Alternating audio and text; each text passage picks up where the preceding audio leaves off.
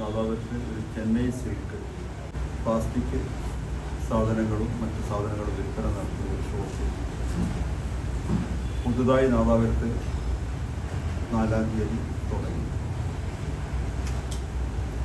അവിടെ തുടങ്ങിയപ്പോൾ സ്വാഭാവികമായിട്ടും ഇങ്ങനൊരു ഷോപ്പ് വരുന്നുണ്ട് എന്നുള്ളത് സോഷ്യൽ മീഡിയയിൽ കൂടിയാണ് നമ്മളൊക്കെ അറിഞ്ഞത്. അപ്പോൾ നമ്മളെ അടുത്തുള്ള ഷോപ്പിൻ്റെ ഉടമകൾ, അതായത് ഈ ഇത്തരം ഷോപ്പുകൾ വിൽപ്പന സാധനങ്ങൾ വിൽപ്പന നടത്തുന്ന ഷോപ്പ്,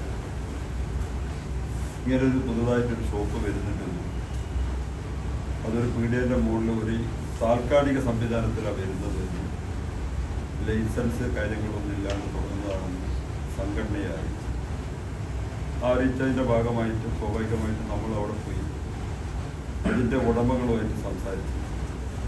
അപ്പോൾ അവരോട് ചോദിച്ചപ്പോൾ പറഞ്ഞ് ഞങ്ങൾ ചോദിച്ചു, നിങ്ങൾ ഇതിൻ്റെ ലൈസൻസും കാര്യങ്ങളെല്ലാം എടുത്തിട്ടാണോ ഈ ഷോപ്പ്? സ്വാഭാവികമായിട്ടും അവരുടെ ഭാഗത്ത് നിന്ന് കൃത്യമായ ഒരു മറുപടി അവർക്ക് തരാൻ ബാധ്യത സാധിച്ചു. പിന്നെ അവർ പറഞ്ഞ് ഞങ്ങൾ GST എടുത്തിട്ടാണ്. സ്വാഭാവികമായിട്ടും GST എടുക്കണമെങ്കിൽ പഞ്ചായത്ത് ലൈസൻസ് എടുത്തതിന് ശേഷമാണ് GST. ഇനി അതല്ലെങ്കിൽ മറ്റേതെങ്കിലും ഒരു GST ഉണ്ടെങ്കിൽ ഓരോന്നായിട്ട് കാണിച്ചു അവിടെ അവരെ സ്ഥാപനത്തിൻ്റെ ഒരു എന്നുള്ള നിരക്ക് തുടങ്ങി. അപ്പോൾ അവർ പഞ്ചായത്ത് ലൈസൻസോ ഇനി അല്ലെങ്കിൽ പഞ്ചായത്ത് അധികൃതരെ അറിയിക്കുകയോ അങ്ങനത്തെ ഒരു സംവിധാനങ്ങൾ ചെയ്യും. അപ്പോൾ അവരോട് നമ്മൾ പറഞ്ഞു, നിങ്ങൾ പഞ്ചായത്ത് ലൈസൻസ് എടുത്തിട്ട് കച്ചവടം ചെയ്യണം. കാരണം സീസൺ ടൈമിൽ ഇതുപോലെയുള്ള സംവിധാനങ്ങൾ വരുമ്പോൾ സീസണെ പ്രതീക്ഷിച്ച് നിൽക്കുന്ന കച്ചവടക്കാർക്ക് ബുദ്ധിമുട്ടില്ല. പൊതുവെ വ്യാപാര മേഖലയിൽ തകർച്ചയായി, പ്രത്യേകിച്ച് ഈ സീസണിനെ മാത്രം പ്രതീക്ഷിച്ച് വലിയ ഇൻവെസ്റ്റ് ചെയ്തിട്ട് കച്ചവടക്കാർക്ക് വലിയ പ്രയാസങ്ങൾ ഉണ്ടാക്കും എന്ന് പറഞ്ഞപ്പോൾ അവർക്ക് വ്യക്തമായ മറുപടി കിട്ടിയില്ല. നമ്മൾ പഞ്ചായത്ത് അധികരെ അവിടെ നിന്ന് വിളിച്ച് സംഭവങ്ങൾ അറിയിച്ചു. അപ്പം അതിൽ ചില ഭാഷകളിലും ചില ഇടപെടലുകളിലും ഞങ്ങളുടെ ഭാഗത്ത് നിന്ന് ചില ഒരു അതിരി കടന്നു പോയിട്ടുണ്ട് എന്ന് ഞങ്ങൾക്ക് തന്നെ വിശ്വാസം. സ്വാഭാവികമായിട്ടും മനുഷ്യ സഹജമായിട്ട് വന്നതില്ല. അപ്പോൾ ആ വന്നതിനെ ഞങ്ങൾ ഖേദിക്കുന്നുണ്ട്. സ്വാഭാവികമായിട്ടും ഒരു ആ ഭാഷ, അല്ലാതെ ഞങ്ങൾ അവരെ അസഭ്യം പറയുകയോ അവരോട് വേറൊരു രീതിയിലുള്ള പെരുമാറ്റമോ ഇതൊന്നും ഞങ്ങളുടെ ഭാഗത്തു നിന്ന് ഉണ്ടായിട്ടില്ല.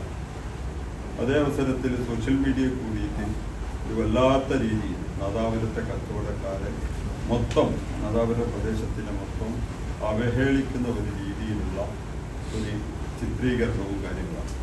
ഞങ്ങളെ സംബന്ധിച്ചിടത്തോളം നാദാപുരത്ത് മതത്തിനോ അല്ലെങ്കിൽ വിഭാഗീയതക്കോ ഒരു മറ്റ് സംസ്ഥാനങ്ങളിൽ വരുന്നവരെയോ ഒന്നും നമ്മൾ മാറ്റി നിർത്താതെ എല്ലാവരെയും കൂട്ടിപ്പിടിച്ചു കൊണ്ടുപോകുന്ന ഒരു രീതിയാണ് വ്യാപാരി അതെ അതെ തീർച്ചയായിട്ടും തീർച്ചയായിട്ടും. അതിനുശേഷം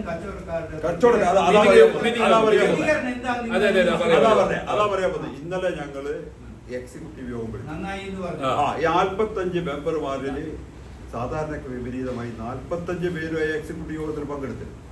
മുഴുവൻ അംഗങ്ങളും ഒരൊറ്റ ഒരാളില്ലാണ്ട് നിയമപരമായിട്ട് നേരിട്ടാൽ മതിയായിരുന്നില്ല എന്നൊരു ചോദ്യം. നിങ്ങളൊന്ന് ഇടപെട്ടിട്ട് എത്ര പെട്ടെന്ന് നിയമപരമായിട്ട് തന്നെ ചെയ്യാം. പക്ഷെ അത് ചെയ്യാതെ നിങ്ങൾ ഈ രീതിയിൽ പിന്നെ നേരിട്ട് കയറി പോയിട്ട് അവിടെ ഒരു സീൻ ഉണ്ടാക്കിയത് എന്തിനാണെന്നുള്ള ഒരു നാട്ടുകാരുടെ സംശയമുണ്ട്. അതിനെന്താണ് നിങ്ങൾക്ക് പറയാനുള്ള മറുപടി? അതാണ് ആദ്യം പറഞ്ഞത്. ഇടപെട്ട രീതിയിൽ അപാകത വന്നുപോയി. ഇടപെട്ട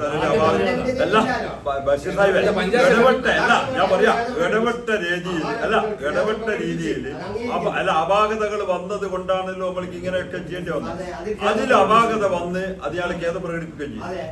പിന്നെ ആടെ ആ ഷോപ്പ് കൂട്ടിച്ചത് കൂട്ടിയതും പഞ്ചായത്ത് ആവശ്യം. ഞങ്ങളെ വന്ന തെറ്റിനാ തെറ്റായിട്ട് അല്ല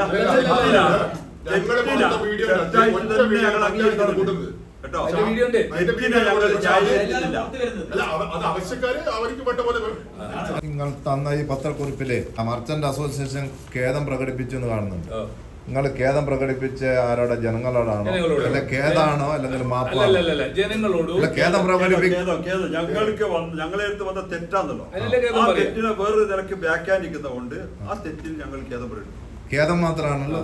ഇനി എങ്ങനെയാണെന്ന് വേണ്ടത്? അല്ല ഞാൻ ചോദിക്കുന്നു മാപ്പ് പറയുന്നുണ്ട് അവരോട്. നമുക്കിപ്പോ ഇനി ഒറ്റ സംശയം, ഈ സീസണൽ കാരണം ഞങ്ങളെ സംബന്ധിച്ചിടത്തോളം ഒന്നുകൂടി പറഞ്ഞോട്ടെ, ഞങ്ങളെ കാണപ്പെട്ട ദൈവം കസ്റ്റമേഴ്സാണ്. ഞങ്ങളെ സംബന്ധിച്ചിടത്തോളം ഞങ്ങളെ മുതൽ അങ്ങാടിയില്ല.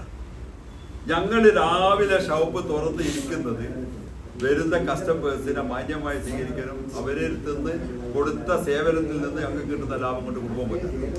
അപ്പൊ സ്വാഭാവികമായിട്ടും ആ കസ്റ്റമേഴ്സിനെ വരുത്താൻ വേണ്ടിയിട്ട് ആ ഭാഷ ഖേദമാണെങ്കിലും മാപ്പാണെങ്കിലും ഞങ്ങളെ സംബന്ധിച്ചിടത്തോളം പ്രശ്നമില്ല.